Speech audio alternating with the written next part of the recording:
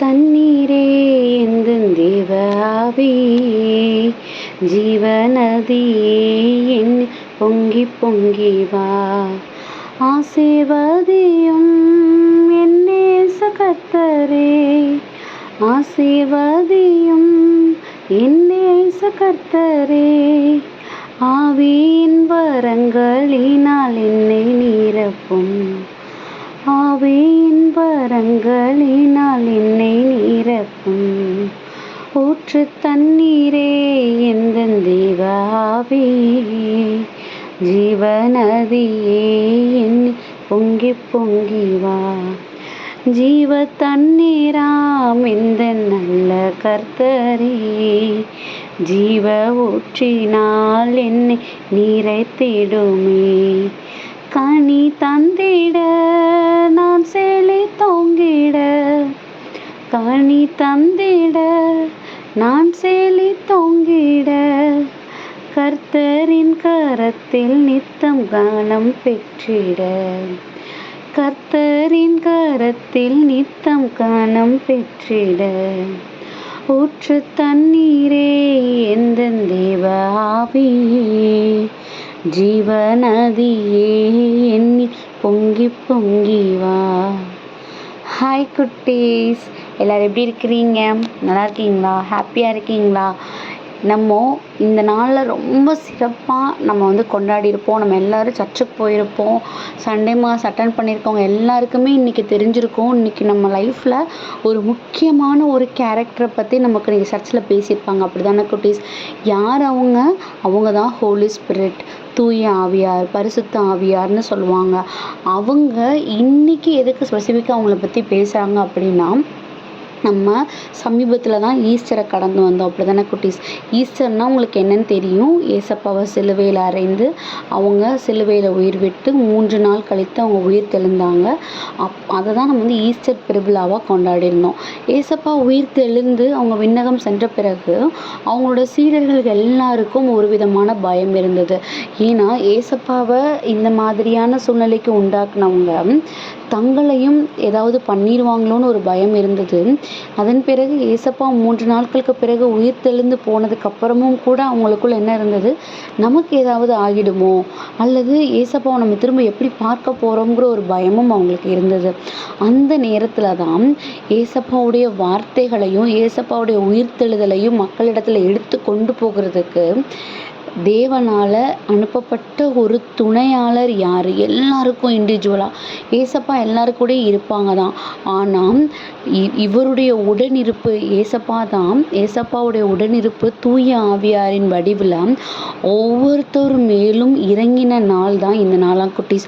அதுக்கு முன்னாடி ரொம்ப பயந்துட்டு இருந்தாங்களாம் எல்லா சீடர்களும். ஆனால் எப்போ ஒவ்வொருத்தவங்களும் தனித்தனியாக தூய ஆவியாருடைய அந்த ப்ரெசன்ஸை பெற்று கொண்டாங்களோ அவங்களுக்குள்ள அவ்வளோ பெரிய தைரியம் வந்து ஒவ்வொருத்தவங்களும் ஒரு இடத்துக்கு சென்று ஏசப்பாவை பற்றின எல்லா வார்த்தைகளையும் அவர் எப்படி மக்களிடத்துல உண்மையையும் நன்மையையும் எடுத்துரைத்தாரோ அதன்படியாக அவர் வழியாக இவங்க எல்லாத்தையும் என்ன பண்ணாங்களாம்? அவருடைய நாமத்தினால எடுத்துரைத்தாங்களாம் குட்டீஸ். பல அற்புதங்களையும் பல அதிசயங்களையும் அவர்கள் வழியாக ஏசப்பா என்ன பண்ணாங்களாம்? மக்களுக்கு செய்தாங்களாம். அப்படிப்பட்ட ஒரு முக்கியமான கேரக்டர் தான் நம்ம லைஃப்க்கும் என்ன பண்ணணும்? நம்ம லைஃப்க்கும் வேணும்னு ஆசைப்படணும் குட்டீஸ். ஏன்னா இந்த தூய ஆவியார் ஒரு பெரிய துணையாளர் நமக்கு. நம்ம நிறைய இடங்களில் செய்கிற மிஸ்டேக் என்னென்னா, இந்த இடத்துல நான் அமைதியாக இருந்திருக்கணும், ஆனால் நான் தேவையில்லாமல் பேசிட்டேனே. இந்த இடத்துல நான் பேசியிருந்தா கரெக்டாக இருந்திருக்கும், ஆனால் நான் இந்த இடத்துல அமைதியாக இருந்துட்டேனே. அப்படி நம்ம நிறைய இடங்களில் இதை இப்படிலாம் கவலைப்படுறது உண்டு. அப்படி தானே?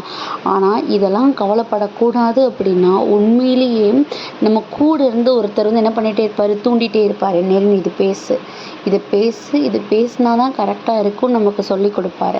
இல்லை இந்நேரம் உன்னுடைய வாய்க்கு நீ ஒரு பெரிய பூட்டு போட்டுக்கோ, இது நீ பேசின அப்படின்னா அது உனக்கும் பிரச்சனை, உன்னோட எதுக்கு இருக்கவங்களுக்கும் பிரச்சனை, அது கடைசி ஓன் தலையில் தான் விழுகும்னு நம்மளை ரொம்பவே ரொம்பவே நுணுக்கமாக அட்வைஸ் பண்ணி கொண்டுட்டு போயிட்டுருக்கிற ஒரு கேரக்டர் நமக்குள்ளே இருக்காங்க அப்படின்னா அது தூய ஆவியார் தான். அப்போ எப்படி என்னால் அதெல்லாம் உணர முடியலையே, நான் பேசினாலே வம்பில் தான் போய் முடியுதேன்னு நம்மளுக்கு நிறைய பேருக்கு கொஷின் வர்றது உண்டு. அப்படி தானே குட்டீஸ்? அப்போ என்ன அர்த்தம்னா, அவருடைய ப்ரெசன்ஸை நம்ம மன்றாடி பெற்றுக்கொள்ளலை. அது என்ன மன்றாடி பெற்றுக்கொள்ளலைன்னு கேட்குறீங்களா? இன்னைக்குள்ளேயே வசனத்தையும் பாருங்களேன். திருத்துதர் பணிகள் 4:31 படியாம், அவர்கள் மன்றாடிய போது அவர்கள் கூடியிருந்த இடம் அதிர்ந்தது. அவர்கள் அனைவரும் தூய ஆவியால் ஆட்கொள்ளப்பட்டு கடவுளின் வார்த்தையை துணிவுடன் எடுத்துரைத்தார்கள். எப்படியா? அவங்க மன்றாடின போது, நம்ம எல்லாருக்குள்ளேயுமே தூய ஆவியார் இருக்காங்க, நமக்கு எல்லாருக்குள்ளேயுமே அவருடைய ப்ரெசன்ஸ் இருக்குது. ஆனால் நம்ம எப்போ ப்ரேயர் பண்ணுறோமோ அப்போ தான் அவருடைய ப்ரெசன்ஸை நம்மளால் ஃபீல் பண்ண முடியும். நம்ம இன்றைக்கி ப்ரேயர் பண்ணுறோம், ஒரு வருஷம் கழித்து திரும்ப ஒரு தூய அவர்கிட்ட ப்ரேயர் பண்ணுறோன்னா அவரோட ப்ரெசன்ஸை நம்மளால் எப்படி அவர் நம்ம கூடயே இருந்தால் கூட உணர முடியும். ஸோ டெய்லி எந்தெந்த நிமிடங்கள்லாம் நம்ம நம்ம செய்கிறது சரியோ தப்போன்னு நம்ம ஒரு நிமிஷத்துக்கும் நம்மளை கேட்டுக்கொள்ளும்போது தூய ஆவியாரோட ப்ரெசன்ஸை உணரணும். அப்படின்னா அவரிடத்துல நம்ம எப்பயுமே ப்ரேயர் பண்ணணும் குட்டீஸ். தூய ஆவியார் ஒரு பெரிய துணையாளர். அவர் வேற யாரும் கிடையாது. மூவொரு கடவுளில் ஒருத்தர் தான் தூய ஆவியார். ஸோ நம்ம கூடவே பற்றி பிடிச்சிக்கிட்டோன்னா அவர் நமக்கு கொடுக்குற அட்வைஸ் எல்லாமே நம்ம லைஃப்பை நல்லதொரு பாதைக்கு இழுத்து கொண்டு போகும். ஸோ நம்ம அதை மறந்துடக்கூடாது. நம்ம மன்றாடும் போது தான் அவரோட ப்ரெசன்ஸ் நம்மளால் உணர முடியும். நம்ம எல்லார் கூடயுமே தூய ஆவியார் இருக்கிறாங்க. ஸோ நம்ம தூய ஆவியார்கிட்ட ப்ரேயர் பண்ணுவோம். என் கூட பேசுங்க, நான் என்ன பண்ணணும், நான் எப்படி நடந்துக்கிடணும்னு எனக்கு சொல்லுங்கன்னு நம்ம தூய ஆவியார் இடத்துல மன்றாடுவோம். கண்டிப்பாக அவருடைய ப்ரெசன்ஸ் நம்மளை எப்பயுமே நிறைவாக்கும் குட்டீஸ். ஆமென்.